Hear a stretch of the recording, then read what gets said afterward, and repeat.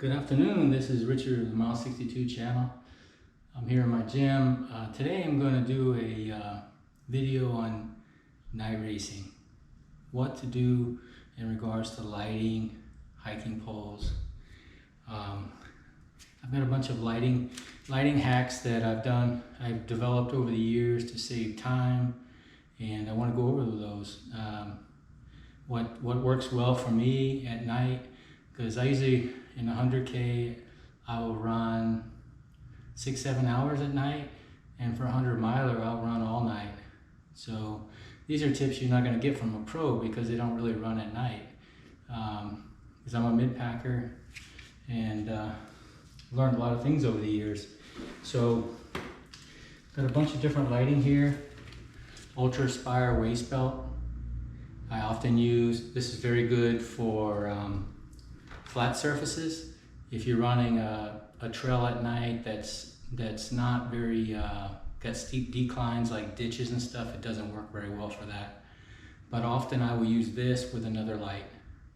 And one theme that I want to get across tonight during this video is it's always good to use two pair of lighting, and I'll tell you why. You'll be able to see a lot better. You'll have one fixed light and then one moving light.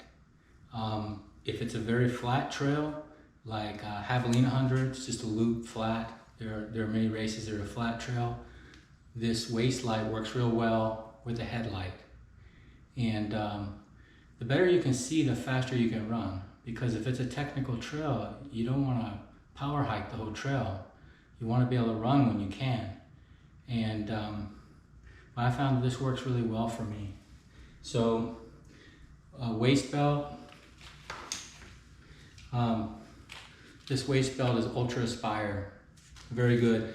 I use the one with 3 AAA batteries. It's an older model, but it works real well. They have new ones that have lithium batteries. And they also have a new one that has 3D technology, which you can see in decline and inclines a little bit better. What I mean by that is if you're going into a ditch or going up a steep hill, the waist belts don't work so well. Another thing to keep in mind about waist belts, if you're a guy, you're gonna have to take it off to use the toilet. You know, you go for a pee or something like that. It can be a little bit of a hassle sometimes. I'm often using a headlamp. I've got 2 different Diamondback headlamps. I'm sorry, not Diamondback, Black Diamond headlamps. They work really well. These have 4 AAA batteries in them, and that's important to remember because I'll show you why in a minute. So often I will pair this waist light with this headlamp, or I will use my Nathan handheld light, which I really like. It's got a wrist strap on here so I can slide my hand in here. I will often use this on most races. What I'm doing is I'm using a headlamp and a hand light. The nice thing is the headlamp is fixed, so it's going out fixed position. The hand lamp I can move around. This is very good. You come up on something, you know, tree root, you think it's a snake or a rock, you can highlight it with the handheld. It works really well. I really like this. And also very good if you're at night and it gets foggy, it's better. And these things are super bright. I have the biggest Nathan, I think it's, I forget the model number, but they make 2 different sizes. I have the biggest one. It uses 2 AA batteries. So it's gonna last all night. Headlamp like this is gonna last you 7-8 hours, maybe a little bit longer. So that's 4 AAA batteries. And then if you got this with you, even during the day, I carry this in the back of my pack because I might get lost, or I might get back into my drop bag late after dark. But I always carry a light with me.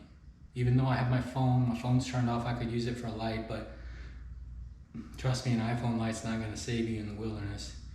And I'm a little bit conservative on lighting, and I'll tell you why. My first 100K, Bandera 100K, I had one light, just a headlamp. Actually, it was this headlamp. And I timed it wrong. I was out there a lot longer than I thought, and my light went out about 3 miles from the finish. I was very lucky that someone loaned me their light. I just happened to be running near somebody and they loaned me their light. So nice of them. I was able to make it in. Otherwise, I would have been waiting to follow somebody. But always carry 2 lights, even if you're not using both of them. It's really important. And then what I'll do is I'll use saran wrap, and this is one of the battery hacks that I want to go over.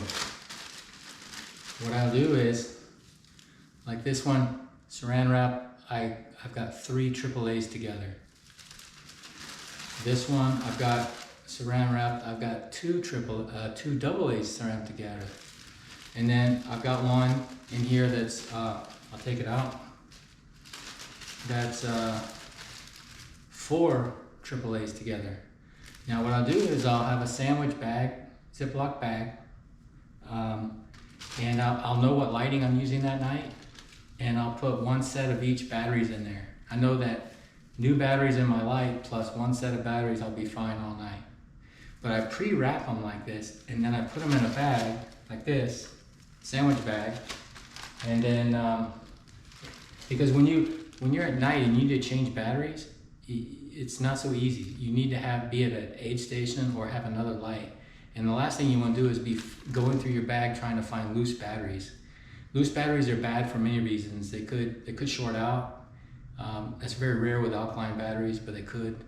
And then also they'll get wet because of the sweat. I used to keep them in the side of my vest, but I found that that's not very good position to put it in.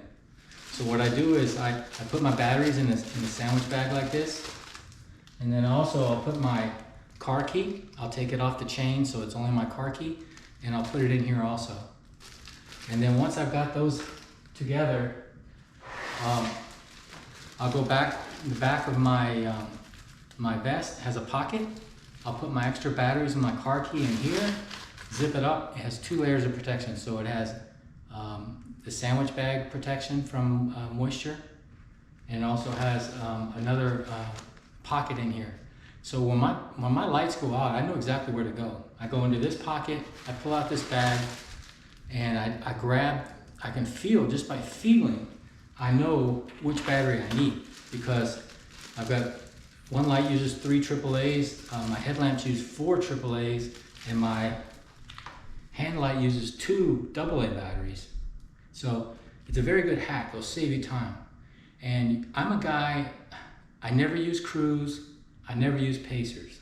So I have to do everything myself. It's just my way of doing it. I'm not knocking people that do, but that's just the way I do it. So I know exactly where everything is. I have to, because when I get tired, you know, it might be 20 hours into a race. I get tired and forget things. I want to know exactly where my batteries are. And anyways, that's the way I do it. I highly suggest wrapping them like this. I've never seen anybody do it. Something I've come up with. It works really well. Another thing I would want to stress is always use the best batteries you can buy. I use the Duracell. I also use the didn't bring it down. Red Top Eveready batteries. I've been working in the battery business for a while. I work in lithium-ion batteries, but I know batteries well. The cheaper batteries, generic batteries, the capacity is lower. That's okay for remote control or whatever, but when you're out there in the forest, you want to make sure you have the best batteries. And so longer capacity means a few more hours. So you want to have new Duracells, Red Top Evereadys, I highly suggest. And another thing is, after a race, never use the batteries again. I don't care if you use them for 1 hour or 8 hours. Take them out and use new batteries every time. That way you always know exactly how long your light's gonna last. And also, the ends of batteries can oxidize if you just leave them in your light and the light is wet. So it can also diminish the capacity of the battery. So what I'll do is show you. So after I use batteries, I create a big battery roll so that the batteries don't touch It looks like a magazine of bullets, but these are all my used batteries. And I wrap them like this and I put them in a bag for my children's toys, remote controls, or whatever. They're still good for that, but just don't use them running through the forest. Use them one time. I highly recommend that. Another thing I always carry in my pack, what is this? This is a Solomon windbreaker. Fits in a very thin, if you fold it real tight, it fits in a lunch a Ziploc bag. Always carry this. When I don't carry it, I seem to need it. Keep in mind that the most hypothermia cases happen during the hot months, not during the winter months. That's what people don't understand. I remember during Javelina 100, in the desert, I'm racing through the Phoenix desert, and I saw people with hypothermia, shaking, violently shaking. They didn't have the right clothes. So something like this can become very useful because during summer months, a rainstorm can come in and hail, and you can get very cold very fast, especially in a desert. I always carry this with me. It's in the back of my Ultraspire vest. Put it in the bottom here. Another thing I always carry with me, wet wipes. I put them in a sandwich bag, just enough in case you have to go to the toilet or whatever. You don't want to put them in your pack outside of a bag because it'll make it all wet. But I take quite a few of them out and put it in a bag like this, and it turns out I never use them. But sure enough, if you don't take them, you're going to need them. Another thing for night running, something I forgot to mention earlier, you want to have a headband that's very thin. I got this at one race, and show you. Put it on like this, and then put on your lighting like this. Okay, I'm in Texas. Why do I need a band at night? It's because this light, no matter how tight you put it, is going to slip if you sweat enough. But if I put this sweatband on here or a thin headband on here, it won't move. And another thing to do is with your head, using a waist light and a hand light, you can alternate, because if you use a headlamp all night long, it can hurt your head. It can give you a little bit of a headache. But anyways, use a sweatband. The headlight will not move. If you're racing in the South, Texas, Georgia, Alabama, and you're sweating a lot, and you have a headlamp like this, you're going to be tightening it every 5 minutes because it's going to be moving up and down on your head. So that's another hack, very important. Another thing I carry with me is a knife, one that's easy to open, very sharp. I carry it, and I'm not sure why. Maybe if I get attacked by animals or something. But it's just a safety thing. Maybe I need to cut something. I get tied up into something. I always carry a knife. Just makes me feel safer. I carry Squirrel's Nut Butter. I'm sponsored by them, but Trail Toes or another brand works just fine as well. Chafing. If you're in the night already and you lubed up in the morning, you're going to need to do it a couple times during the night too. Carry this with you. Very important. It's easier to lube up at night on the trail anyways, because nobody can see you. It's dark.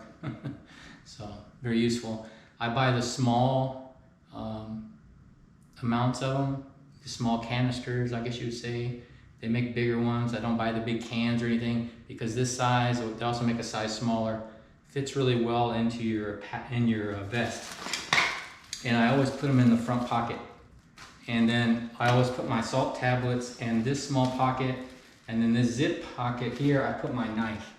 Always the same every race. I know exactly where they are. So, I get disoriented. And then another thing I do at night is I always carry one pole with me. So keep in mind, I have a headlamp, I have one light here, and then I have a pole in my hand.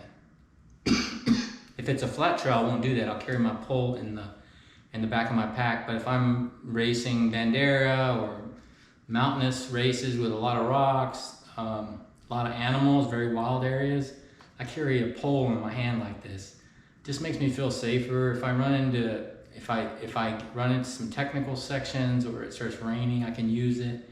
but also this makes me feel safer. I've had some weird things happen to me. I've had packs of coyotes get close to me, and it's kind of that Walking Tall. I remember the movie, kind of aging myself now, but you remember Walking Tall. If you got a stick in your hand, you feel a little bit safer. Same thing with a hiking pole. Another nice thing about hiking poles is late in a race, even in 100, I usually carry one hiking pole. And then if it's a 100-miler, I'll carry one more in my bag. But if you have one hiking pole like this, you can run. If you put 2 hiking poles in your hand, they're all going all over the place. 2 hiking poles don't work. One hiking pole, not many people do it. I do it and people think, whoa, why are you doing that? They're designed to be used together. I just alternate them. I use them sometimes in this hand, sometimes in this hand. I can go down steep rocks with one pole. That's all I need. And when I get to flat trail, I can run with it extended. I don't have to fold it up. But you try to run with 2 poles, it doesn't work because they go all over the place. You just can't hold them. And you put them in 2 hands, that don't work either. One hiking pole works really well. So highly recommend. So I'm going through the forest. I've got a headlamp on. I'll show you real quick. So I've got my headlamp on. I've got one light in this hand, one hiking pole in this hand. This is how I go through the night. And with this much light, I look like a freight train coming through the woods. And it really works well for me. I can see really well.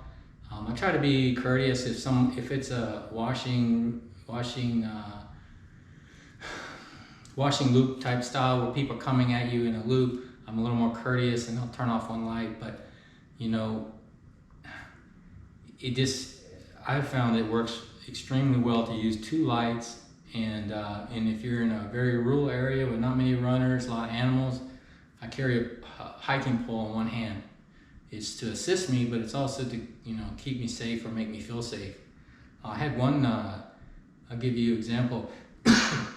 Excuse me. I had one case where I was running through a riverbed. I came out of the riverbed, I had 2 lights on, and I ducked under a tree to go where the trail went back into the riverbed, and there was something flying right in front of me. I had been running 17, 18 hours. It was 100K. It was almost finished. And I was hallucinating. I thought, man, that's a big moth. And I was like, no, that ain't a moth, that's a bat. Because I was shining my lights at him, which aggravated him, and he had red eyes, and he opened his mouth, and his mouth was glowing red too. It was pretty freaky. But what did I do? I swung my hiking pole at him, and those guys have radar, so he flew away. But if I didn't have my hiking pole in my hand, he probably would have attacked me because he was only about 2 feet in front of my face. No, maybe further than that, 3 or 4 feet. But it spooked me pretty bad. And I've had cases where I get really close to coyotes. I know they're not going to bother you, but excuse me. I know they're not going to bother you, but it makes you feel a lot safer because they sound so close. Also gotten close to big boars before, and it's probably not going to help me much, but it makes me feel better. I've had boars go by me in the brush near me, and I could see their silhouette, and it's just bushes snapping. It's like Bigfoot running through the forest. But some people get, especially in their first couple of races at night, they're a little bit nervous running at night. Carry a hiking pole in your hand. Use 2 lights and you'll be fine. Makes you feel a little bit more safe. I think that's about it. I think I've gone over everything that I want to go over today. I have my Ultraspire vest here. Highly recommend it. It's a great one. But anyways, that's it for today. Enjoy your run.